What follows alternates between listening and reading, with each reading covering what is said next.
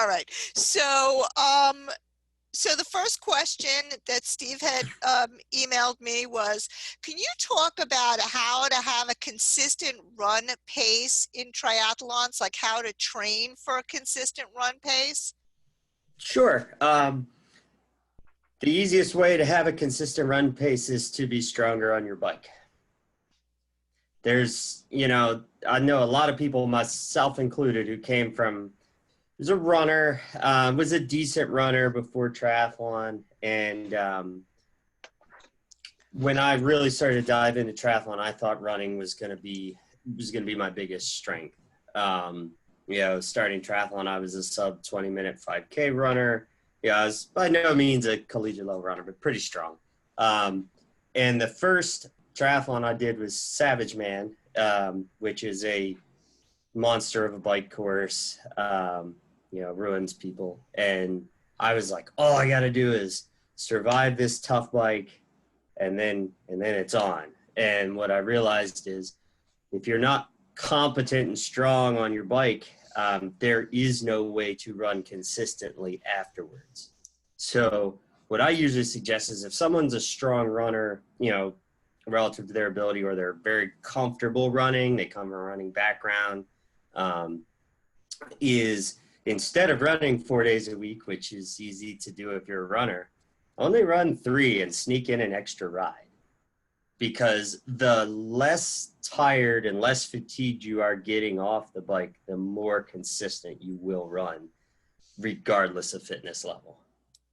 Do you suggest doing bricks during the off season, or just when you're preparing for a race? I do not. My last brick was my last race in September, and I will not do another one until my first try is the end of April, so probably the end of March, beginning of April. And I do not do them. I don't do 2 of them a week, like a lot of people do. They try to do a shorter one during the week, and then they try to do one off of their longer ride on the weekend. The longer one off your long ride during the season is always a good one. It does not have to be long. It can be 10 to 20 minutes, a mile to 2 miles max, whatever, somewhere in there, as a regular brick. What people don't do that they should do more of if they're trying to do bricks in season is swim to bike. Everybody bikes, they're fresh, when they're training. Everybody swims, they're fresh when they're training. It's a big difference going from a swim to bike during a race, because your shoulders are fatigued, your back is fatigued, your neck could maybe sore if it's long course, and that plays totally different effects on your body during the bike. So if you could add swim to bike, which is harder to do, you have to have a location to do it, that would be much more helpful. And no, I don't do bike to run bricks in the winter. So Aime has a question. She says, I have a Cervelo 48 cm frame with 650C wheels. Yep. I've noticed that my CompuTrainer, that something suddenly seems off. It's not recording my power data correctly anymore. Is this a known issue for trainers like Kicker or CompuTrainer? And have you heard about how people can fix this other than adjusting the load generator? So it is a known issue for CompuTrainer, and that's because CompuTrainer has stopped providing support for their products. CompuTrainer stopped selling them. RacerMate, the company that owned CompuTrainer, sold off, a lot of their stuff, and they've stopped making them, and they're starting to stop the support window for CompuTrainers. I guess they stopped selling them probably going on about 2 years ago. Yeah. The companies that are out now, Wahoo with the kickers, Cyclops with like the hammer and the H2, and all the current companies will support 650 just fine. It's just a CompuTrainer and BracerMator going away, so they're stopping support. And unfortunately, 650 was this much of their total market, so it's one of the first things to go. Wow. It's funny because when I had my 650 with the CompuTrainer, I never had that issue, but Yep. that's interesting. So talking about training, right? The trainer. Okay. So I've got a CompuTrainer and I've got Zwift. Um, what do you personally think about Zwift, using Zwift to increase power? I hate riding the trainer with a passion. I will ride outside as long as I can. If there's no ice on the road, I'll road ride. If there's ice on the road, I'll mountain bike. That said, hi, person in the background of Hillary. Monica.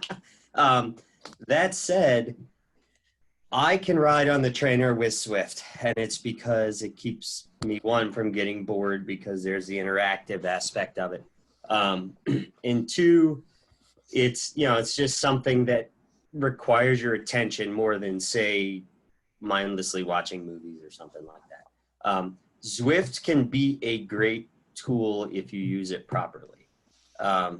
All of my clients that I coach, their workouts are being in Training Peaks. When I write them, I build them out so that they can actually download it to Zwift or Ruvi if they use Cyclops products, or Trainer Road, whatever they're using. They can download that file and put it right in. And it keeps you honest. If I'm asking you to do zone 3 intervals, 5 by 10 minutes, just say, when it gets to that point, the trainer is automatically going to get harder and force you into zone 3 power and or heart rate. I personally don't use that function. I always free ride my workouts because on race day, the course isn't going to make me go into zone 3. I have to be able to do it or whatever.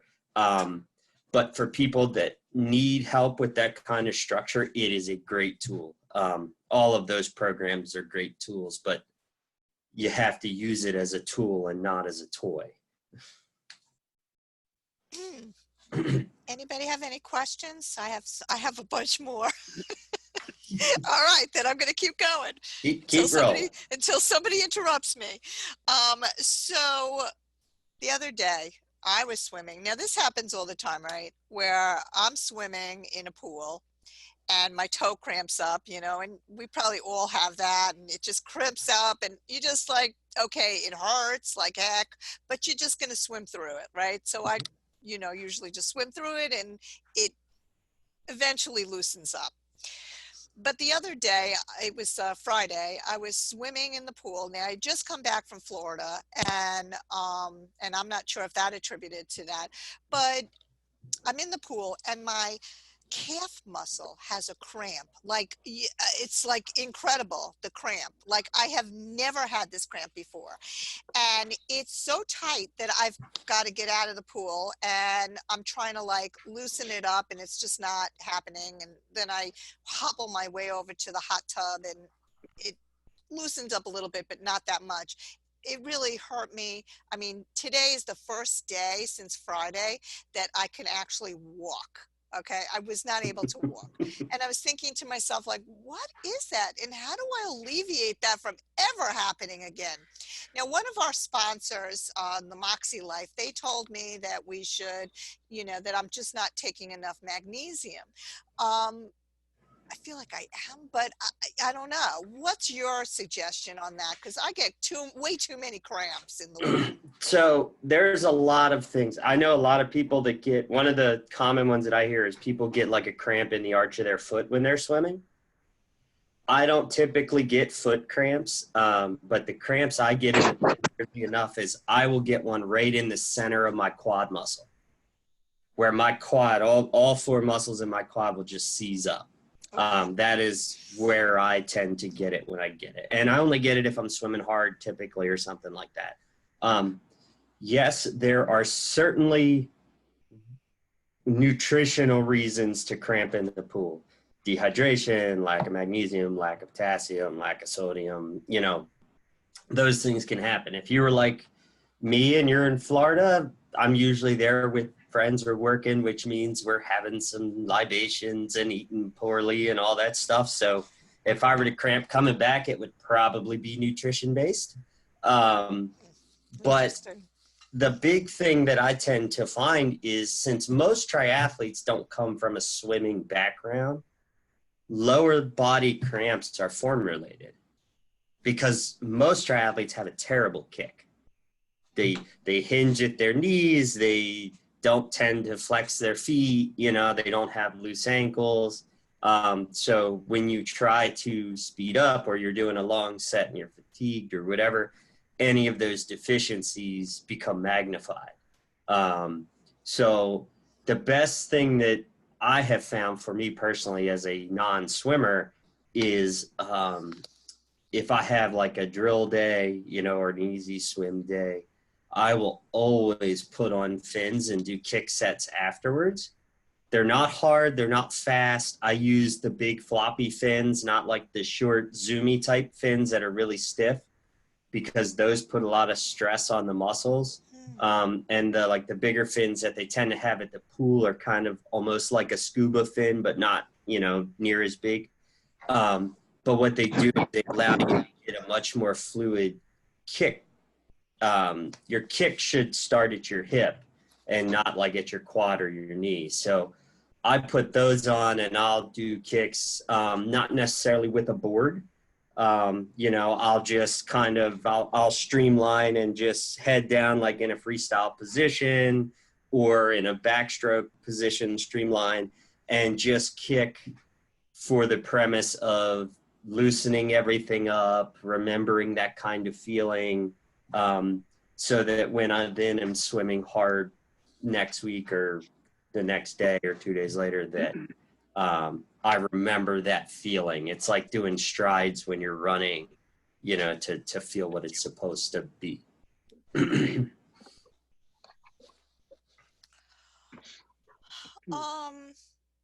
Let's talk a little bit about, so yesterday we had this webinar with Amy Yeoman.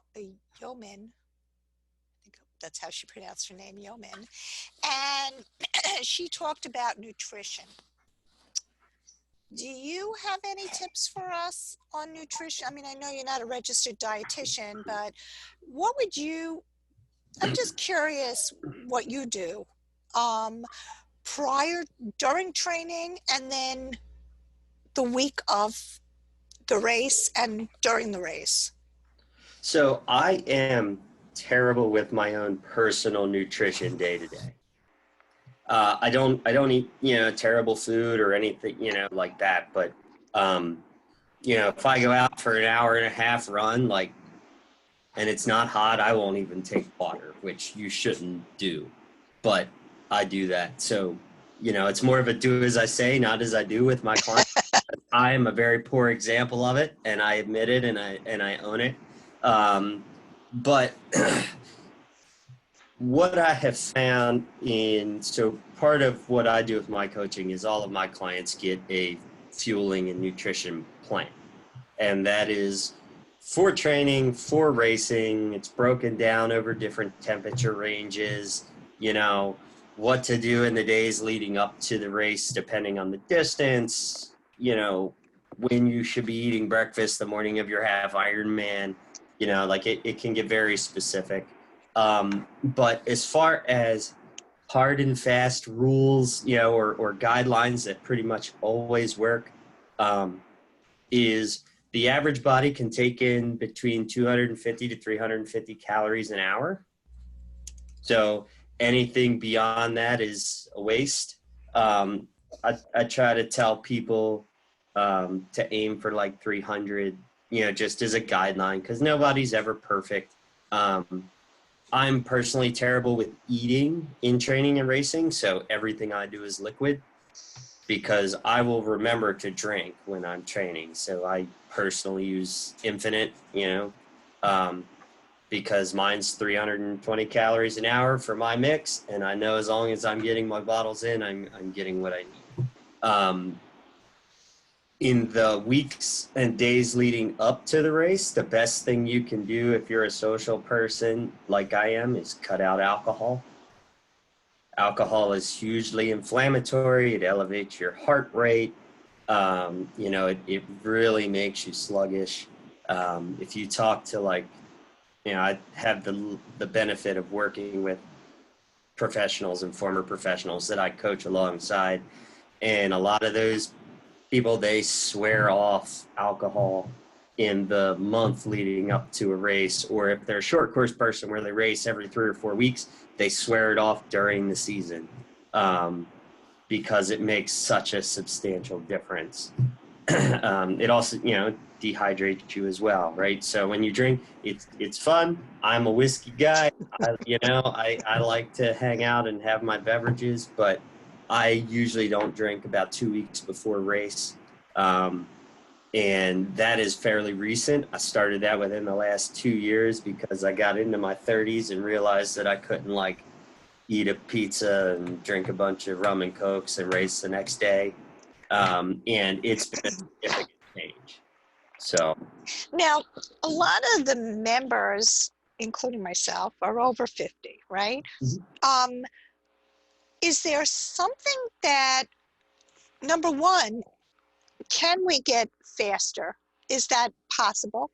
And number two, is there anything that we should really focus on? And I'm sorry if anybody's under 50 here that it doesn't pertain to. Well, most of my clients are 45 to 65, because at that point in your life, you're established in a career, the kids are older, you have more discretionary income, right? That's kind of when most people do their thing in triathlon. Yes, you can get faster into your 50s. The people that doesn't apply to is if you've been a highly competitive athlete your whole life, right? If you were a collegiate athlete and kept going in your 20s and 30s and 40s, then you're not going to get faster because you're producing less hormones than you were in your 20s. So that's just not going to happen. If you're the normal person who's coming into triathlon, say in their 30s or 40s, you absolutely can get faster. Triathlon is a sport that rewards consistency above all else, and it takes about 8 to 10 years of consistent training to reach like an aerobic peak. Wow. So you certainly can. And that's why iron distance athletes, like the pros, the best guys and girls are in their mid 30s because they've been doing it for 15 years. So they have that consistency and that time. The thing that you have to watch when you're in your 50s is once you get above 45 to 50, depending on the individual, recovery becomes paramount over everything else.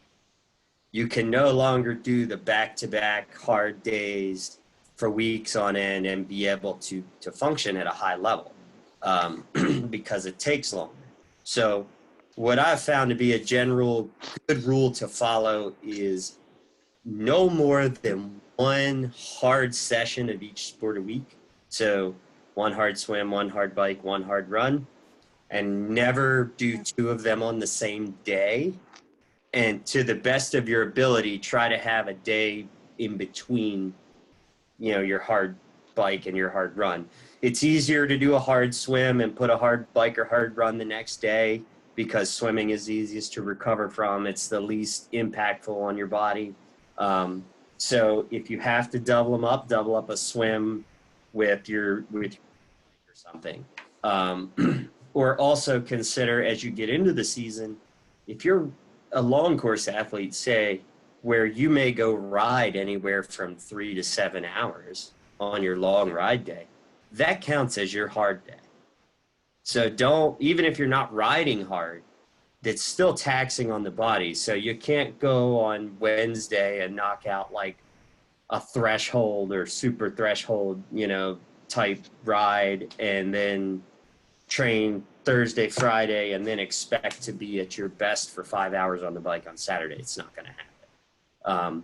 So make sure you space those out. make sure that post-workout you're getting in anti-inflammatories, which is, tends to be most vegetables, things like that.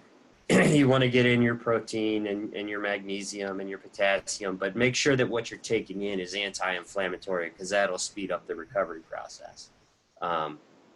So if you can kind of use those guidelines, it'll keep you uninjured, it'll keep you healthy, and you will still be able to get faster. I mean, all the way up into, to your 60 or in your 60s, or when you hit your plateau, Hey, I'm hoping into my 80s. Yeah. Well, the other thing is, once you get to a point where you stop getting faster, is how long can you delay the drop off? Right? Like I have a guy, I don't coach him, just someone that I know personally, a friend here, that at 57 could still run a sub 3-hour marathon. Like, and he's wrestled in college and all this, has always been an athlete, but he went, completely plant-based, which worked for him, and like a really anti-inflammatory diet, and was able to really delay before he started to drop. And even now he's in his early 60s and he can still run like 305, right. So I'm like, I don't run that now. I barely run a half marathon like that. Right. So there are certainly things that you can do to keep getting better and then delay the drop. Mm-hmm. All right. Does anybody else have any questions? How much do you measure your liquid intake during the course of your training? Yes, I do. So if you've never interacted or seen Infinite, really like used it yourself, the general rule of the general process for calories and fluids is by the hour, right? So they tend to say, and it depends on the individual, depends on how much you sweat, depends on how much you weigh. Bigger people tend to sweat a little more, and have higher caloric needs. So it's all by the hour.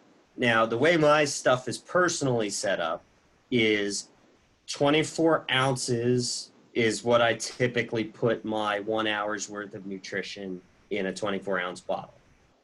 And then I also supplement with water.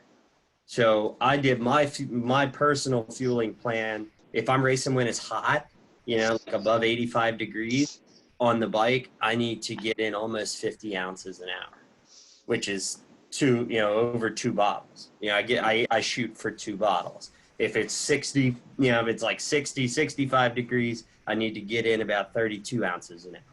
So I do it that way. Now, I ride a Ventum, which has a 40-ounce fuel cell on the bike, and then I put a normal water bottle on the front for me. And what I'll do is my nutrition goes in my fuel cell, because that'll give me, at 40 ounces is 2 bottles roughly. So I can get 2 hours-ish worth of nutrition in there. And then I will supplement with water. And so then when I hit an aid station, like in a long course race, I'll throw that water bottle and take one from the aid station.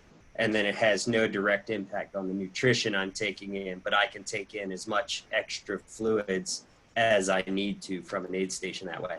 If you're out on a training ride, obviously you don't have aid stations, so I'll throw extra bottle cage on the back if I'm going long, or, plan my route to make sure I hit a town every hour and a half, or something like that, so that I can hit the gas station or general store and add my fluids there. It's not an exact science, it's parameters, and we're giving, at least what I do for my clients is, we have a target. You're not always going to hit that target, right? You're not going to get all 24 ounces out of your bottle, because some's going to spill on you and you're not going to completely empty the bottle and whatever. But we use it as targets and guidelines. Good to know. Thank you. Yes, sir. Anything else? Anybody else have anything? Also note, I'm drinking water to recover from my 50-minute hard run that I did today. Yeah, got done about an hour before this started. So this helps with inflammation, rehydration. Make sure you guys are on this. Yeah, I'm drinking too much coffee again. Oh, I had my two mugs this morning when I got up and sat down at the desk to start working. I will never knock somebody for coffee because it is like a life source for me. Yes. And it actually is it's a performance enhancer too. They actually limit, there are thresholds to how much caffeine you can have in your system. So, True. but it's an absurd amount. Like you would just have to be chewing on like espresso beans all day to max that out.